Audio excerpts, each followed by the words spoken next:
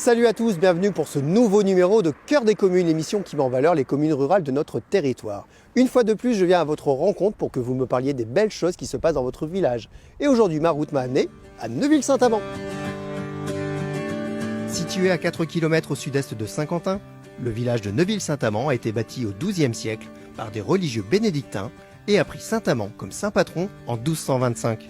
De nos jours, les quelques 900 Neuvillois et Neuvilloises ont la particularité de vivre sur une commune partagée en deux. La partie basse, dite Pont de Guise, et la partie haute, plus rurale. Lors de ma visite, je vais avoir la chance de rencontrer Gaëlle dans la toute nouvelle bibliothèque municipale qu'elle a contribué à ouvrir. Il n'y a d'ailleurs pas de meilleur endroit pour y rencontrer un écrivain. Et c'est précisément ce que je vais faire en faisant la connaissance de Jean-Pierre. Pour la pause repas, ça sera ambiance resto-routier en toute convivialité aux 3 casquettes.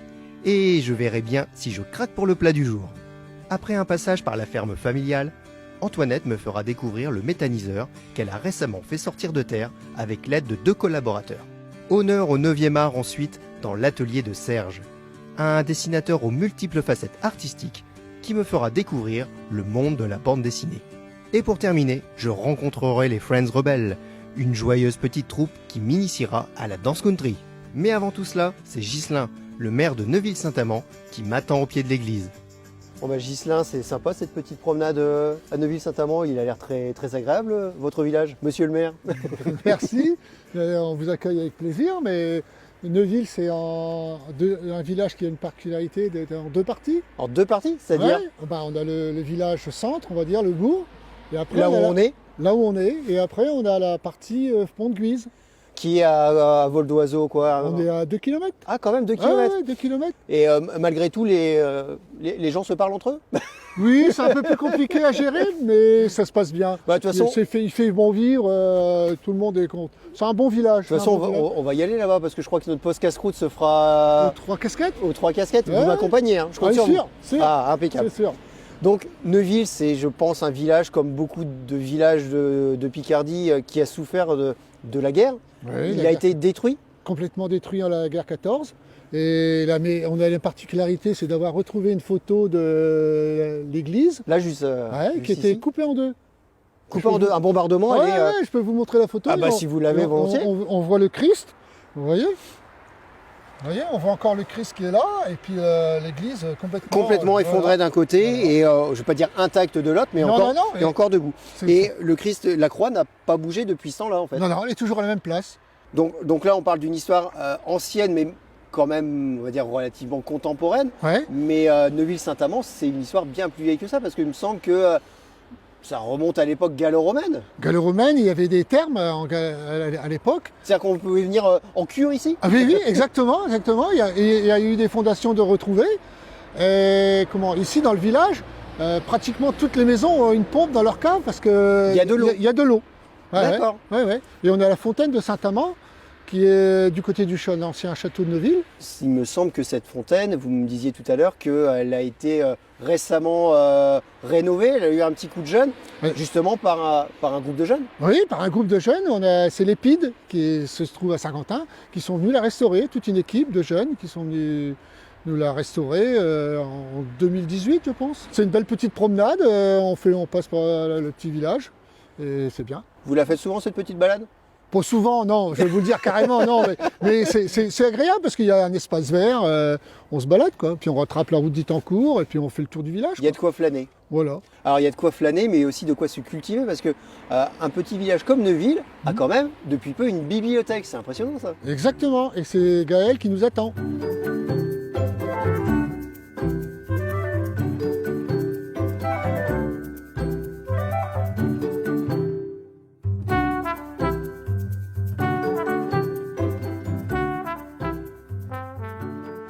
Bonjour. Bonjour Gaëlle. Bonjour Gaëlle. Bonjour.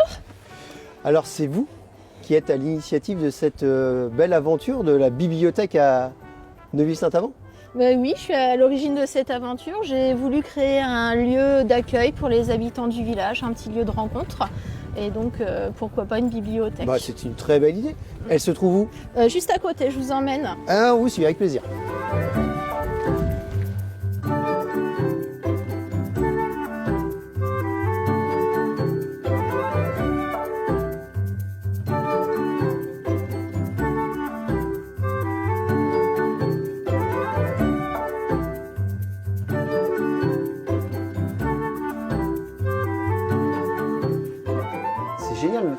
viennent tous ces livres? Ce sont des dons des habitants, des Neuvillois, des connaissances que l'on peut avoir aussi. Vous avez lancé un appel auprès de Monsieur le maire, il y a eu une communication municipale et tous ces livres vous ont été ramenés par les habitants. Oui, tout à fait. Mais Ouais. il y en a une belle Tous. collection, il y en a combien vous avez référencé déjà? Oui, il y en a 1500 à peu près. D'accord, tous référencés, tous numérotés, tamponnés. Oui, tous référencés. Donc et pour les emprunts, comment ça fonctionne? On s'inscrit?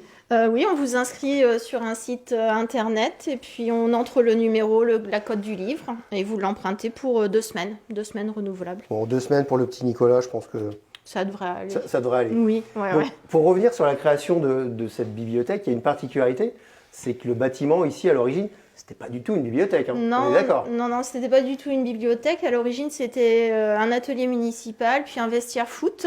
Et donc, on a fait des travaux à l'intérieur pour Il y a eu le transformer en bibliothèque. Des gros travaux, j'imagine, parce que Ouais. si avant ici il y avait les douches, s'il y avait tout ce qu'il faut. Bah, il n'y avait pas les douches, il y avait, oui, des sanitaires à changer de place, mais des murs à abattre. Ouais. Et donc après, on fait venir le mobilier, on crée de la déco, un petit espace pour les plus petits. Oui. Tout ça, c'est votre idée? C'est Bah, votre bébé, hein, un peu quand même. Oui, un la peu, oui. bibliothèque. Ouais, c'est mon idée, mais on a travaillé aussi en collaboration avec Monsieur le maire, avec les agents municipaux qui m'ont bien aidé aussi. Donc c'est un travail d'équipe quand même. Et l'équipe va encore s'agrandir car Jean-Pierre, écrivain local et auteur de nombreux ouvrages, se propose d'animer des ateliers au sein de la bibliothèque. J'ai hâte d'en savoir plus sur ce projet et sur ses livres. Le retour du héros, c'est vous le héros, Jean-Pierre? Non, absolument pas, non. Ah, vous n'êtes pas le héros, mais par contre, vous êtes à l'origine de tous ces ouvrages. Tout à fait. Donc, c'est quoi votre parcours? Vous êtes écrivain, mais alors depuis combien d'années? Et votre spécialité, c'est quoi? Il y a tellement de choses différentes. Je suis donc un ancien instituteur, à la retraite maintenant, et j'ai toujours été passionné par l'écriture. Quand j'enseignais, j'ai publié aux éditions Hachette toute une série d'ouvrages pédagogiques sur maîtriser l'expression écrite. Le livre du maître, c'était pour que C'est le un maître puisse livre faire du sa maître, classe. oui. Et donc, les 4 ouvrages que vous voyez là couvrent toute l'école primaire, du cours préparatoire jusqu'au Jusqu'au cours CM2. moyen CM2. Hein, donc, ce sont des livres de maître, ça signifie qu'il fallait acheter un bouquin pour faire fonctionner une classe.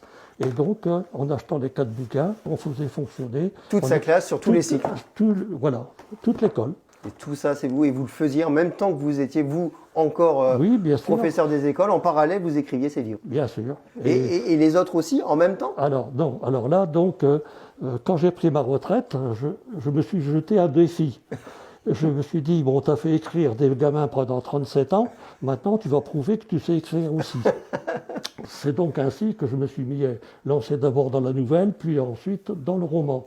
Alors j'ai écrit, comme vous le disiez tout à l'heure, des choses très variées. Par exemple, ces ouvrages-là sont des romans historiques. Hein. Ici, vous avez 2 biographies. Ici, ce sont des romans tout court, et ici, des recueils de nouvelles. Donc, c'est très, très varié. Vous ne vous arrêtez jamais d'écrire. Non, actuellement, j'ai deux romans en route. J'alterne. Quand j'ai envie d'écrire d'un côté, j'écris. Sinon, Quand l'inspiration vient plus pour l'un, bien sûr, pour l'autre. voilà. Hein. Mais naturellement, tout est organisé. Donc, l'écriture, pour vous, c'est une passion, mais que vous souhaitez aussi transmettre, parce que là, si on est à la bibliothèque de Neuville-Saint-Amand, c'est parce qu'il y a une petite idée derrière, vous avez une idée d'atelier d'écriture. De lecture et d'écriture. Lecture et écriture. Oui, parce que la lecture et l'écriture vont ensemble. Bien sûr. D'ailleurs, on écrit pour être lu. C'est mieux. Et quand on lit et qu'on comprend ce qu'on lit, l'organisation des ouvrages, etc., on devient capable d'écrire à son tour. Donc l'atelier que je pense mettre en place, ce sera un atelier de lecture et d'écriture où les gens apprendront à analyser un texte, à le présenter. Et j'ai intitulé cet atelier « Des clés pour lire et écrire ». Pourquoi? Tout simplement parce qu'il y a les clés qui ouvrent les portes, les tiroirs, etc. Elles servent à ouvrir, mais elles servent aussi à fermer. Donc, comme l'écriture peut amener à la lecture et la lecture à l'écriture. Direction maintenant le pont de Guise pour faire une pause gourmande aux 3 casquettes. Le restaurant routier de Françoise propose une cuisine traditionnelle, mais offre surtout un lieu de convivialité bienvenu pour les professionnels de la route, mais pas que. Bon alors Françoise, qu'est-ce qu'on mange de bon aux 3 casquettes? Parce que je suis venu ici pour ma pause du midi. C'est une cuisine traditionnelle.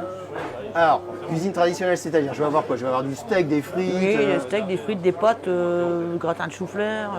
Il y a des légumes Ça aussi. change tous les jours, oui, bien sûr. Il y a une carte qui change tous les jours? Le menu change tous les jours. Ah, le menu change. Le plat du jour, pardon. Le plat du jour change tous les jours. Et L'entrée. aujourd'hui, c'est quoi le plat du jour? C'est cassoulet maison. Cassoulet maison. Ouais. Bon, je vais réfléchir un peu parce que cet après-midi, bon, je vais pas tout annoncer, mais je vais finir par un cours de danse. Donc, faut pas Ouais. que je sois trop lourd. Voilà. Donc, la clientèle ici, c'est un resto routier. La clientèle, c'est des habitués, des gens de passage. C'est vraiment des routiers ou il y a, Non, il y a non, autre chose? des VRP, des voisins, Il y a des habitués? des habitués, beaucoup. Vous êtes là depuis combien de temps, vous? 15 ans. 15 ans. Et qu'est-ce qu'ils viennent chercher ici dans votre restaurant? C'est une ambiance? C'est l'ambiance Ouais. beaucoup, oui. Alors comment c'est l'ambiance? Moi je suis jamais venu dans un restaurant routier. Qu'est-ce qui va caractériser un restaurant Voilà, routier? tout le monde se parle. On se Même connaît, s'ils on se connaît pas. Ouais, ils se parlent, ouais. Alors les routiers, je pense qu'il y a toutes les nationalités. Oui. Vous parlez 14 langues? Non, non, du tout. Alors comment vous faites comprendre? Ben, ceux qui viennent chez moi, c'est eux qui doivent apprendre, pour moi. Et à chaque fois ils vous font, Ouais, non, mais ça va, en général. comprendre tout ce qu'il faut pour réussir à casser la croûte, etc. Il y a aussi pour les routiers un coin où ils peuvent se poser, se doucher. Oui, oui. J'ai cru voir oui. ça quoi. Oui, la douche. Donc c'est une halte indispensable Voilà. pour eux. Et ils parlent de vous ailleurs. Oui, Vous êtes oui, connus oui. en France, Oui. peut-être même à l'étranger. Oui, C'est c'est vrai vrai en plus, oui. Et ils sont.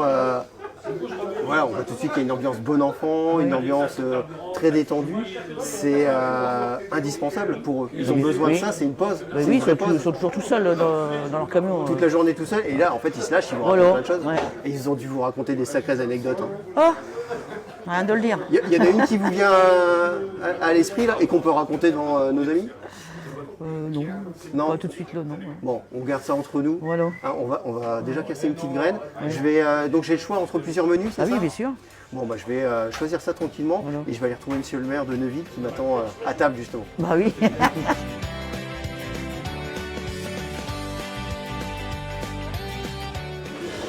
Bon, Sylvie, Jean-Étienne, vous êtes bien régalés votre casquette? Oui, c'est. Ah oui. Au Guy aussi, c'est régalé? Il a eu des petits restes aussi, ouais. Oh, c'est mignon. Donc vous êtes des habitués? Oui, on vient souvent le mercredi midi. Mercredi midi, oui, voilà, c'est convivial, une bonne ambiance familiale. Puis souvent, on parle aux gens à la table à côté, tout ça. Est-ce que les routiers sont sympas pour reprendre une expression? Ah oui, si. Puis les gens reconnaissent au Guy souvent, ils reconnaissent plus facilement le chien que nous, quoi. Ah bah ouais, vous l'avez là, qu'est-ce que vous voulez? La mascotte quand on arrive. Alors qu'est-ce que vous avez mangé de bon aussi? Qu'est-ce que vous allez me conseiller là? Parce que on a pas mal de choix et là j'ai rendez-vous avec monsieur le maire et il faut que je trouve mon menu. Ah oui, moi j'ai pris le menu du jour, donc. Cassoulet. Cassoulet, oui, voilà. Oui, moi j'ai mangé le foie, quoi. Et souvent, il y a des bons plats du jour. Vous êtes en train de me dire qu'il faut que je parte sur du cassoulet? Oui, si, c'est vrai. Bon, la formule du jour est très bien. je suis un peu embêté parce que j'ai vu les frites, elles ont l'air super appétissantes. Ah oui. Les frites Ouais. cassoulet, ça va pas ensemble. Oui, c'est vrai. Ouais.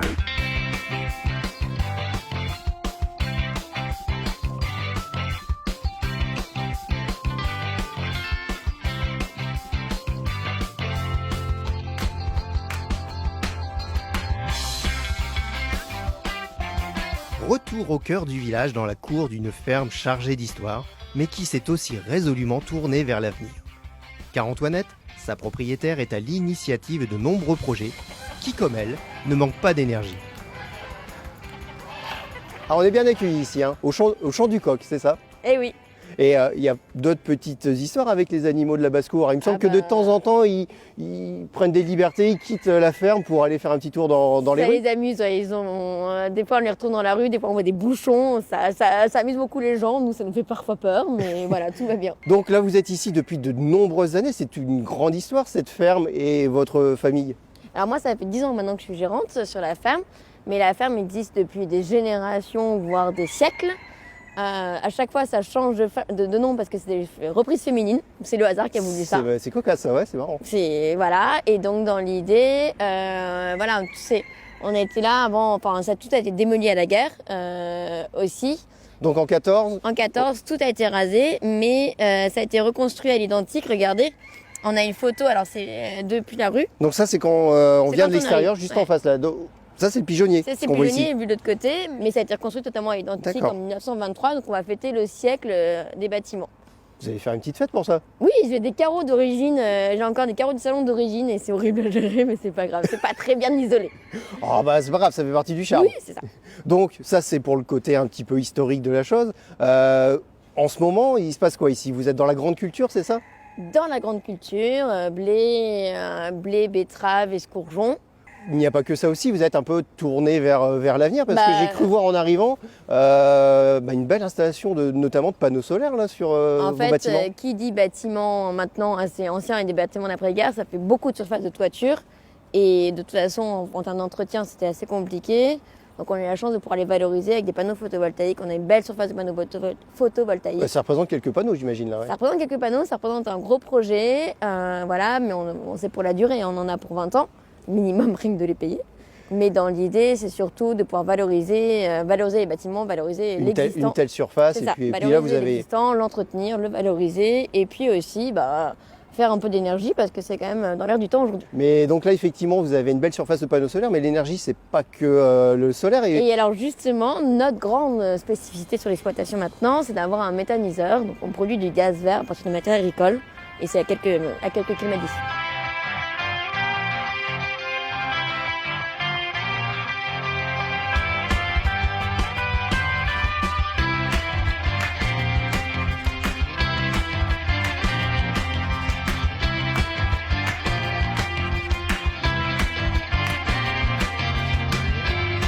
Bon, alors là, c'est votre bébé bactérie, c'est comme ça que vous le surnommez? Non, c'est mon projet, c'est notre projet parce qu'on est 3 associés, on est 2 gérants.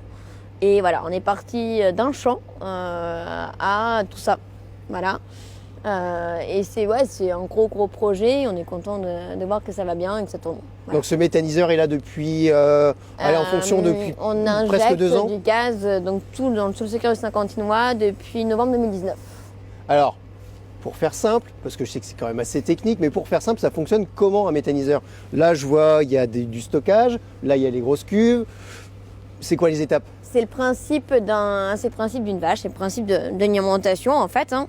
C'est que comme une vache, on lui donne à manger de façon équilibrée, de l'escourgeon, du maïs ensilé, de la pulpe, après ça des produits d'opportunité qui ont été dégradés, qui peuvent s'en prendre à la consommation qui viennent ici. Vous avez parlé de bananes, d'ananas, etc. Ouais, alors typiquement des bananes où il y a une rupture de la chaîne du froid, des ananas abîmés, voilà, des trucs plutôt que ça soit perdu. C'est ça, et ça vient ici, sachant que de toute façon, il y a aussi une partie qui vient des champs, mais on a le droit qu'à 15% de l'alimentation du méthaniseur qui est en culture, qui ne serait produite que pour le méthaniseur. Ça, c'est vraiment très cadré. De toute façon, le principal, c'est à la base, c'est que ce soit les bactéries donc, qui se trouvent dans ces cuves, qui vont faire le boulot, c'est-à-dire que les bactéries on va leur donner l'alimentation. Par un principe un peu de presse purée, ça va rentrer comme une forme de compote dans les cuves. Les bactéries vont faire le boulot, vont dégrader la matière, produire le digesta qu'on verra après en photo, et après le biogaz. Donc c'est le gaz qui est dégagé par la fermentation. Comme vous laissez un peu d'aliments comme ça va produire du gaz. Ça se fait naturellement. Exactement pareil. Exactement. Sauf que nous, c'est cadré, c'est dans des bâches bien hermétiques. Voilà, le biogaz est produit, il s'en va après dans une grande purification et après donc le produit, le CH4, est injecté dans le circuit par GRDF. Directement et pour une consommation quotidienne. Locale et permanente, c'est-à-dire que le méthaniseur ne s'arrête jamais. 24 heures sur 24, 7 jours sur 7, ça produit du gaz. Voilà. Et donc pour tout ça, on a besoin quand même d'une sacrée masse salariale parce qu'il faut gérer tous les stocks. Par exemple, on parlait des bananes, et les bananes, quand elles arrivent en carton, avec sac plastique, les cartons sont valorisés. Bon, le plastique malheureusement finit à la poubelle. Et pour déballer les cartons, on travaille avec des centres d'insertion, notamment avec l'EPID, C'est des missions, voilà, on va tous ensemble à déballer, mais l'EPID va aussi nous aider à faire du bâchage, des fois des coups de propreté pour désherber aussi le méthaniseur. Oui, il faut un peu de main d'œuvre quand même. Voilà la main d'œuvre, et on a créé ici, on a un salarié en permanence, mais on est 2 gérants aussi à travailler régulièrement sur le méthaniseur, rien que pour les astreintes le week-end. C'est un nouveau métier pour vous? Il y a une fierté, oui, mais c'est surtout mon bébé. On parlait de mon bébé méta, c'est ça. C'est vraiment un élevage. C'est qu'on y passe du temps, on le connaît, on connaît ses odeurs, on connaît ses bruits. Voilà. Et puis ouais, il y a eu pas mal de boulot de fait. Il y a quand même beaucoup de boulot au quotidien. Parce qu'il y a toujours des petits couacs, il y a souvent des petits couacs. Et puis pour tout l'entretien et maintenant, tout ça, il y a beaucoup de boulot. Ouais. Beaucoup de boulot et beaucoup d'énergie. C'est un peu aussi ce qui pourrait résumer le travail de Serge. Cet amateur de musique et de bande dessinée ne se contente pas d'écoute et de lecture. Non, c'est aussi un auteur et un dessinateur. C'est dans son atelier qu'il me reçoit et qu'il va, à la pointe du crayon, me raconter sa passion, en bulles et en couleurs. Bon alors Serge, si j'ai bien compris, vous êtes dessinateur. J'ai des tas de casquettes. J'ai été prof d'art plastique. Forcément. Le prof de dessin, comme on disait avant. J'étais toujours illustrateur dans la bande dessinée, dans l'illustration, dans toutes sortes de choses. Bon, et éventuellement aussi, et assez souvent, pianiste de jazz. Voilà, c'est mes activités principales. Bah, vous n'arrêtez jamais en fait, parce que ça prend du temps tout ça. Bah, ça prend du temps, mais... c'est la passion, et ça, voilà, on arrive à trouver le temps. Quand le temps est passé agréablement, il n'y a rien de mieux. Ah, c'est génial ça. Vous m'avez parlé d'illustration, vous m'avez parlé d'albums, vous avez aussi des albums qui sont sortis. Et oui, justement, le premier album que j'ai fait, c'était une histoire du rock en bande dessinée.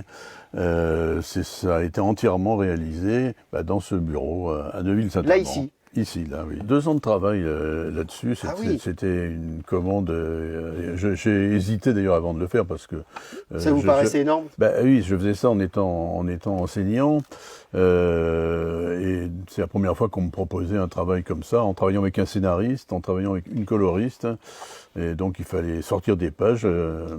Parce que jusque-là, j'avais fait des pages par-ci par-là qui sortaient dans le magazine Rock et Folk, qui existe toujours. Bon, pour les éditions de Fleurus, dans un genre plus enfant. Enfin, j'ai fait beaucoup de choses aussi. Mais là, vous étiez passé sur un challenge un peu plus élevé, parce que oui. Voilà, il y avait un délai à tenir. Exactement, le délai à tenir, c'était l'angoisse. Pendant 2 ans, il fallait sortir à une date précise, et donc accumuler les pages. Et quand c'est comme ça, on attend que le scénariste envoie des pages, ce qui n'est pas toujours le cas, donc il faut... Oui, il met un petit coup de pression en disant « j'ai besoin de ton scénario ». Oui, exactement. Oui.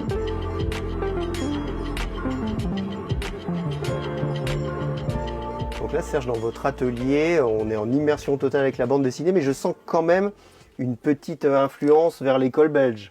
Ah, c'est certain que c'est ma grande influence du départ. Je me souviens du plaisir que j'avais à lire Spirou ou Tintin, ce qu'on appelait les illustrés, qui paraissaient chaque semaine, planche par planche, et comme ça qu'on découvrait Tintin. Un album, ça se lisait pas en entier, ça se lisait... Il fallait attendre pour avoir la suite. Et quelque part, vous avez rendu un petit peu hommage à Tintin dans 2 albums. Ah oui, alors d'ailleurs, beaucoup de gens font la confusion entre Tintouin et pensent que Tintouin à Saint-Quentin, cet album qui était une commande de la ville de Saint-Quentin, Tintouin est un personnage. Non, mais Tintouin, en fait, qu'est-ce que c'est que le Tintouin? C'est le bruit des cloches, et le bruit particulièrement des cloches de l'hôtel de ville de Saint-Quentin. Mais quelque part, on entend un peu Tintin. Oui, oui. Et puis le graphisme des lettres pourrait peut-être faire un peu penser à Hergé et à toute cette école fantastique qui ont nourri notre jeunesse.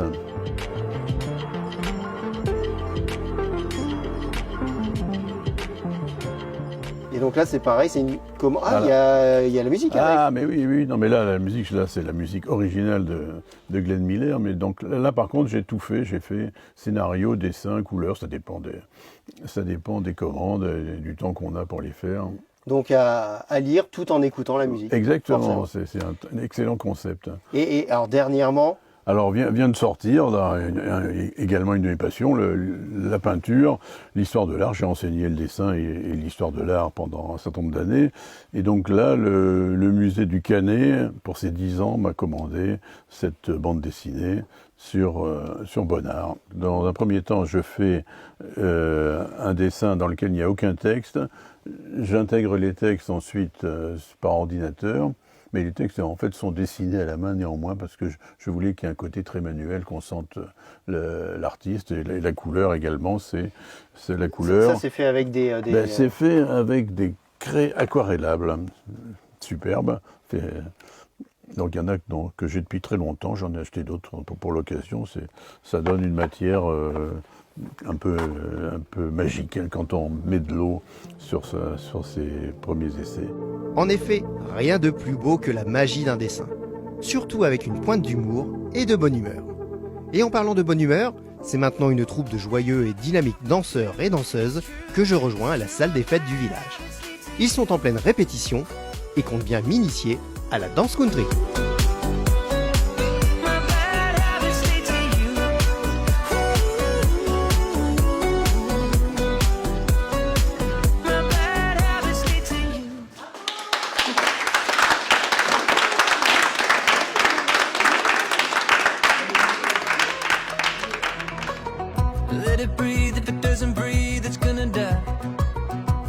Grande ambiance, hein.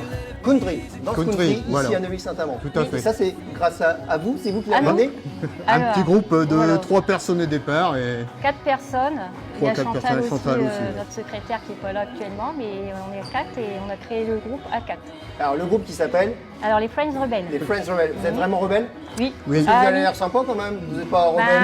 Bah, non, on a des limites quand même. Ouais. Ah d'accord, bon, je vais être sympa avec vous. Exactement. On fera voir après quelques potes, tu vas Non, voir. non. On n'est Je pas sais pas rebelles. si je suis chaud pour... Ah, si. mais si, ça va Si, aller. ça va Tout le le monde faire. peut s'y mettre? Tout le monde peut Tout s'y le monde mettre. peut s'y mettre. Même un grand débutant comme moi? Oui, tout à fait. Tout à Alors, fait, pas de vous- souci. Vous vous réunissez une fois par semaine, Une c'est fois ça? par semaine, tous les lundis. Alors, là je vois, il y a une petite majorité de dames. Oui.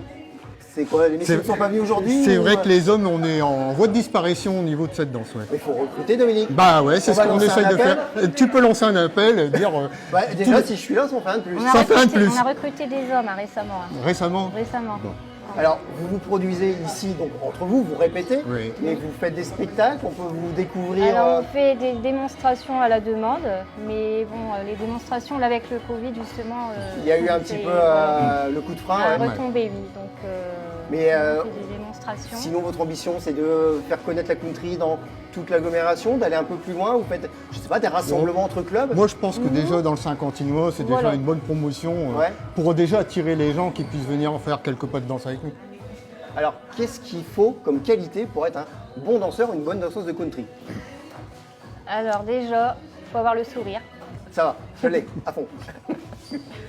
Et vous l'avez aussi en tout cas. Ouais, Oui, tout à oui, fait, oui, tout à oui. fait. Alors le sourire, un petit peu de synchronisation, un petit peu... Voilà, Synchronisation. il faut être sur un peu un tempo de la musique, donc Ouais. il faut avoir un petit peu de synchro au niveau de la danse. Et mais être Et- en groupe, je pense. Entre En en groupe. groupe. Et puis la mémoire aussi.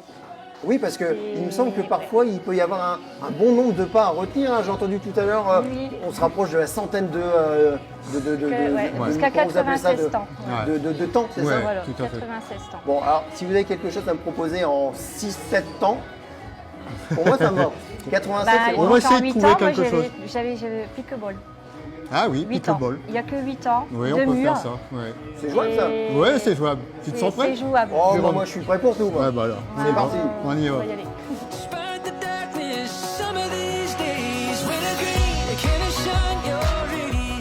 Bon, alors on est fin prêt, tout le monde est aligné. J'ai le super look grâce à toi Dominique. Merci Bah, de pour le rien. chapeau. Là, De rien, je Jérôme. pense que j'ai la classe. Hein. Ouais, je pense. Donc on est fin prêt. Tu vas m'apprendre quelques pas. Là, on est quand même dans un chouette environnement en plus pour répéter. Vous avez une chouette salle ici à Neuville. Et oui, on dit merci monsieur le maire. Ah, merci, monsieur le maire. Merci. Alors, on y va. Donc tu m'expliques quelque chose de simple, s'il te plaît. Hein. Oui, oui. Allez, je te suis. Donc on fait quoi? Marche, marche, out, revient, recule, recule, out, on croise. Ok. Souhait, souhait, chasser. Souhait, souhait, chasser. Step turn, demi-tour, pas chasser. Bon, écoutez, là, Step je vais turn, les laisser demi-tour, répéter pas tranquillement. chassé. Moi, je suis pas encore totalement au point pour la Rock, danse country, mais je vais m'accrocher, je vais répéter. coaster, J'espère que step, vous avez passé un agréable step, moment en notre demi-tour, compagnie. Je vous dis temps, à très vite clap. au cœur des communes. Et c'est parti pour la Et- country. Hollywood, and everybody wants to shine. Well,